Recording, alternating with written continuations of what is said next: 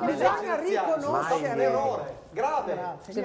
Cosa bisogna dire? L'olocausto è un orrore. Guarda che siamo in diretta, ti segnalo. Stiamo parlando di un altro. Io ho cercato di mantenere un clima pacifico nella trasmissione, però vi assicuro che...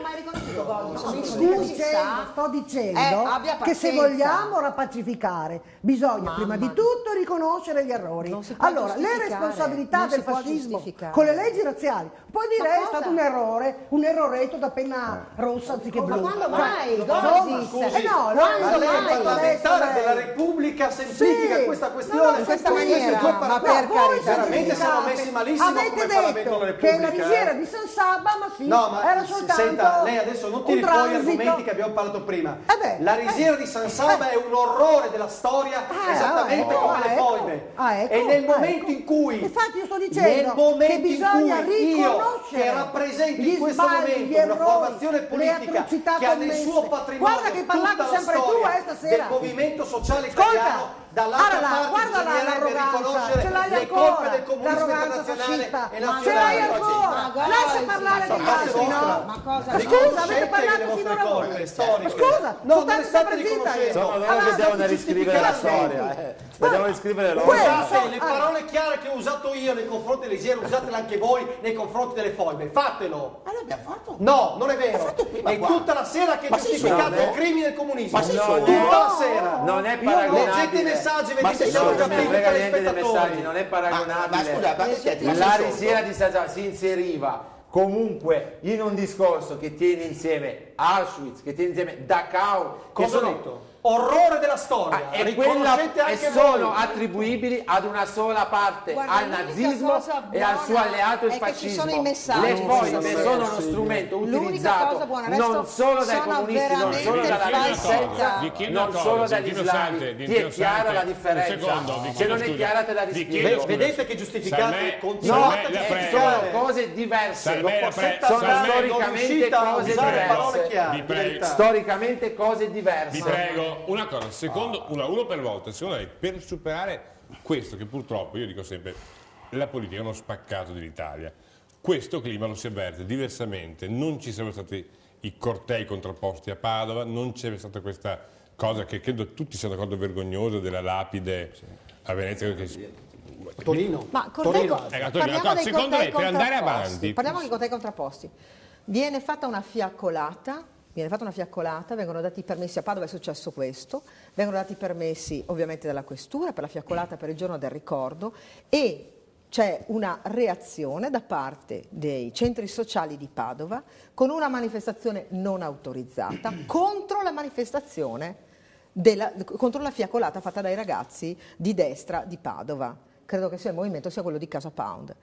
Da una parte una fiaccolata autorizzata, senza politicizzazione, non c'era una bandiera di partito, dall'altra qualcuno che vuole impedire questa fiaccolata. Allora non ci sono cortei contrapposti, c'è qualcuno che con la violenza vuole. Esatto, questo è vero. Allora, queste sono due cose diverse, se non le chiariamo, noi qui sembra che sia veramente una contrapposizione, vuol dire, sui fatti per cui la storia può essere stratonata. Però e non abbiamo parlato, mi scusi onorevole, chiudo, non abbiamo, ma quali atteggiamenti col suo ditino lì? E due contromanifestazioni se continuiamo tipo l'atteggiamento di non votare in regione, è una legge che voleva solo, assessore, una legge che voleva solo approfondire il patrimonio storico della Resistenza, votato da tutto il Consiglio regionale, non da lei. Questo è nello spirito di rappacificazione. Noi che abbiamo una responsabilità politica, allora, dobbiamo favorire la comprensione della storia, ma risolvere i problemi che ancora oggi ci sono. Io vi chiedo, vi stavo cercando di chiedere, ha detto prima,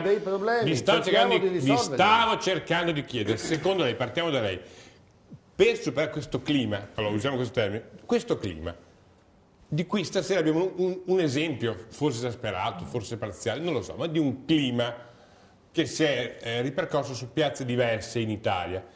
Per superarlo e arrivare a una pacificazione in cui si possa essere uniti tanto nel giorno della memoria come nel giorno del ricordo. Non ci possono essere giustificazioni, questo è l'unica cosa. Qual è il percorso che andrebbe fatto culturalmente parlando? La conoscenza, bisognerebbe far parlare gli esuli, bisognerebbe far parlare i testimoni diretti, bisognerebbe non andare su una contrapposizione riguardante addirittura i numeri, i fatti, la cronistoria. Basterebbe leggere i messaggi che sono arrivati questa sera, che denotano una maggiore preparazione di tutti noi, e sicuramente sono tutti nella stessa direzione. Guardate che io li ho letti tutti, c'è indignazione da parte di chi ci sta ascoltando e che questa sera ci manda quei messaggi. Sì, ma sbagliano anche loro però. Perché la verità storica...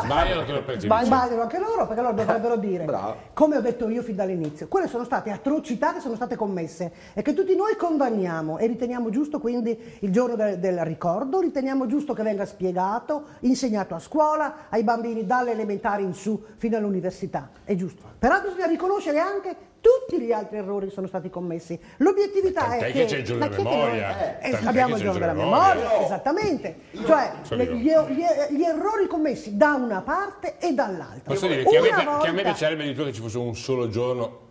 Ecco, io avrei fatto un solo giorno. Questa è la vera proposta. Però ecco, io non capisco. Come in Spagna, che sono sepolti insieme franchisti e resistenti, insieme, uno a fianco all'altro. Io i miei figli li porto a vedere l'Ossale del Monte Grappa. Ecco, bravo.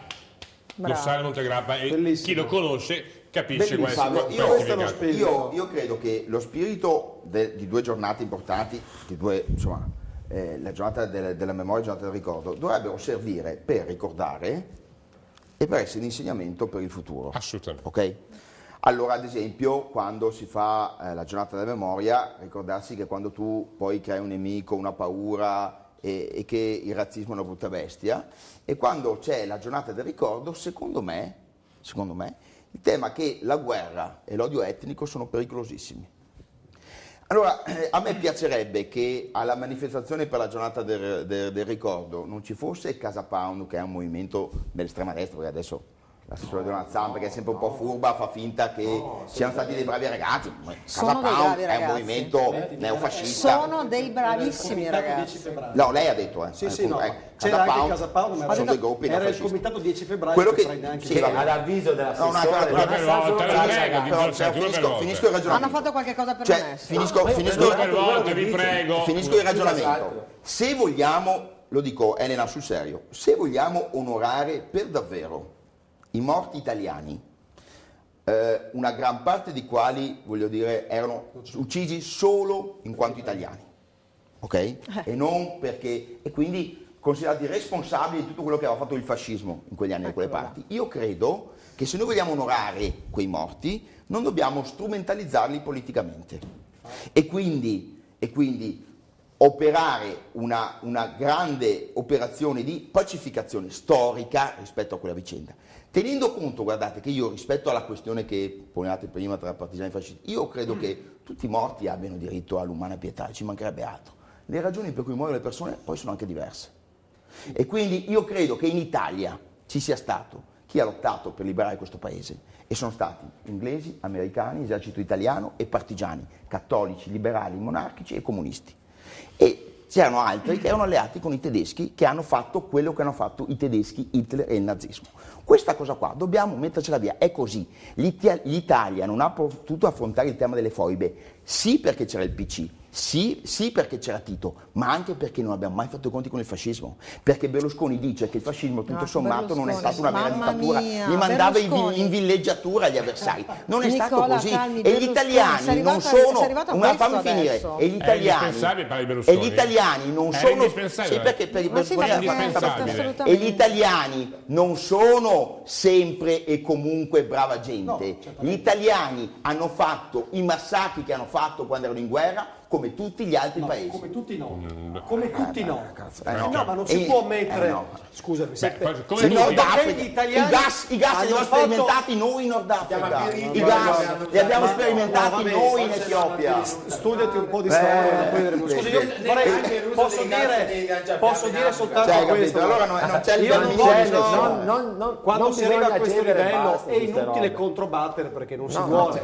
Non si vuole arrivare. Io dico soltanto questo. mi rendo conto di quello che dice il rappresentante comunista.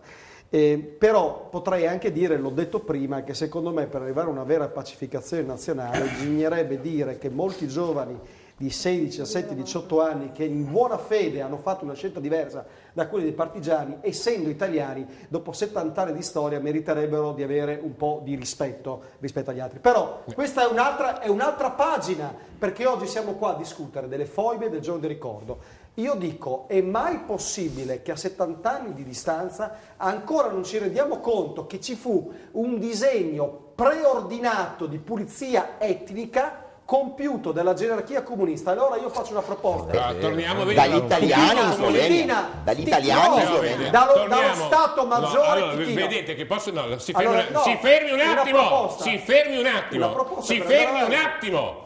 Allora, io ho detto, mi ero domandato se era giusto, perché questo era il clima che io da ignorante ho assaporato, che in una giornata di questo tipo, che ripeto io vorrei vedere insieme a quella della memoria, vorrei davvero che i morti avessero la stessa dignità, come ripeto avviene sulla strada del Monte Grappa, dove ci sono migliaia di morti e hanno la stessa dignità dopo che sono uccisi reciprocamente. Fatto dal fascismo. Perché voglio dire, qui non si parla, cioè, i morti sono un conto, i massacratori sono un altro, stiamo parlando dei morti, invece qui si parla sempre di massacratori e non di morti, e purtroppo mi avete criticato e io mi prendo le colpe di aver detto ma è ancora fascismo e comunismo, e sono le due parole che questa sera ho sentito di più. Io vorrei cercare di capire davvero per i ragazzi che ci ascoltano, che vanno a scuola, che sono il futuro di questo paese, che cosa fare perché di queste cose se ne possa